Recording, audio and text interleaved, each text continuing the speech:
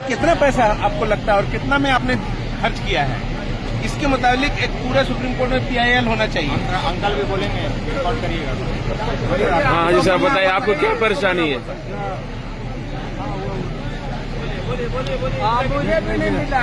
हज committee of India जितनी पैसे लेते हैं हम हाजियों के लिए, यहाँ पर इंतजाम करने के लिए, ट्रैवल के लिए, स्पाइस जेट जैसा फ्लाइट हम लोगों को मिलता है, खाने पीने के इंतजाम, आपके अजीजिया में ठहराने का इंतजाम, अगर उसको देखा जाए तो बहुत ही खराब है। इतना खराब है कि नया ध्यान से बाहर है। अभी यहाँ पर 300 लोग हैं हम लोग, और उसमें 200 लोगों का ही एकोमोडेशन का इंतजाम है। कहाँ? मीना पे? मीना में पैर रखने की जगह तक नहीं है। और बोला जा रहा है आने वाला कल के लिए बहुत जरूरी है। मोहल्लिम के आदमी जो है हाथ खड़ा कर दिए, बोले कि हम कुछ नहीं कर सकते। अस्सलाम वालेकुम रहमतुल्लाहि व बरकातहू।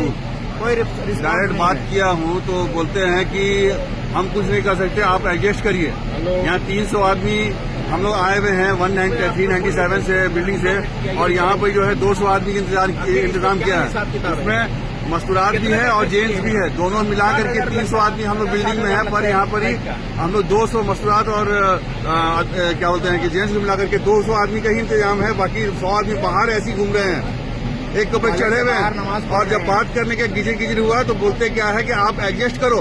पहले तो बोले काउंटिंग करो। आए हम अपने ऐसे इंस्पेक्टर के साथ, तो उनको हज इंस्पेक्टर के साथ काउंटिंग करवा दिए। काउंटिंग करवाने के बाद सब लिख लिए, बोले कि ठीक है। तो लोग बोलते हैं कि आप एडजस्ट करो। 100 सीट कम है। आप कुछ बोलना लोग चाहेंगे? इतने परेशान हैं कि बाथरूम के बाहर नमाज पढ़ना पड़ रहा है। दिन भर चिलचिलाती धूप में मजबूर लोग खेमे के बाहर धूप में बैठ करके गुजारा कर रहे हैं।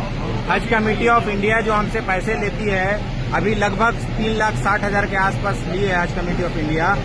उसका क्या इस्तेमाल करती है ये कभी बताया भी नहीं जाता है। इंशाअल्लाह हम लोग सब जब वापस आएंगे इंडिया तो एक PIL जरूर फाइल करेंगे हज कमेटी ऑफ इंडिया के खिलाफ। ये हमारे साथ ऐसा सुलूक क्यों किया जाता है। और ये सिर्फ एक खेमे का नहीं है, ये हमारा खेमा जो है 12-13 नंबर जो खेमा है 53/68 पोल नंबर के अंदर में, सिर्फ ये एक ऐसा खेमा नहीं है जिसमें ऐसी परेशानी है। सारे खेमों में किसी में 50 बेड कम है, किसी में 25 बेड कम है, किसी में 30 बेड कम है। लेडीज में भी यही प्रॉब्लम है। हमारे यहाँ तो 200 में 300 लोगों पर 200 ही बेड दिया गया है। और बेड की हालत क्या रहती है ये हज कमेटी ऑफ इंडिया बखूबी जानती है। 1.5 फीट बाई 6 फीट का बेड में एक आदमी बमुश्किल या तो बैठ सकता है या सो सकता है, और उसमें बोला जा रहा है 100 आदमी आप और एडजस्ट करिए। कहाँ से करेंगे? हज जो है हर जगह हम लोगों को ट्रेनिंग में भी बताया गया, हर जगह बताया गया कि हज जो है मुशक्कत है, बहुत मुशक्कत है। हज में मुशक्कत है, ये सबको मालूम है, और सब मुशक्कत बर्दाश्त करने के लिए तैयार हैं। लेकिन ये मुशक्कत का मसला नहीं है, ये मसला है धोखाधड़ी का। ये हज कमेटी ऑफ इंडिया हम लोगों के साथ धोखा कर रही है। अभी ना तो HO साहब फोन उठा रहे हैं हमारे, ना हज कमेटी ऑफ इंडिया के वेबसाइट पे जितना भी नंबर है हम लोगों ने सब नंबर पर कांटेक्ट करने की कोशिश की, कोई नंबर रिस्पांस नहीं होता है, कोई नंबर रिसीव नहीं होता है। हमारा सच्चाई साहब भी है, यहीं पर ही अवेलेबल है। सच्चाई साहब का भी आप भी अपना बयान दे दीजिए। यहाँ करके हमने 2 कैंप का मुआयना किया, जिसमें एक में मस्तूरात थी, तो उसमें भी ख़वातीन बाहर हैं और उस वक्त धूप थी।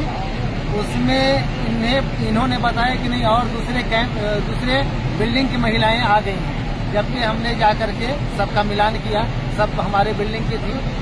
तो अब इन लोग बता रहे हैं कि नहीं, आपके यहाँ जो है सीट ज्यादा है और 2-2 सीट पे एक ख़वातीन बैठी हुई है।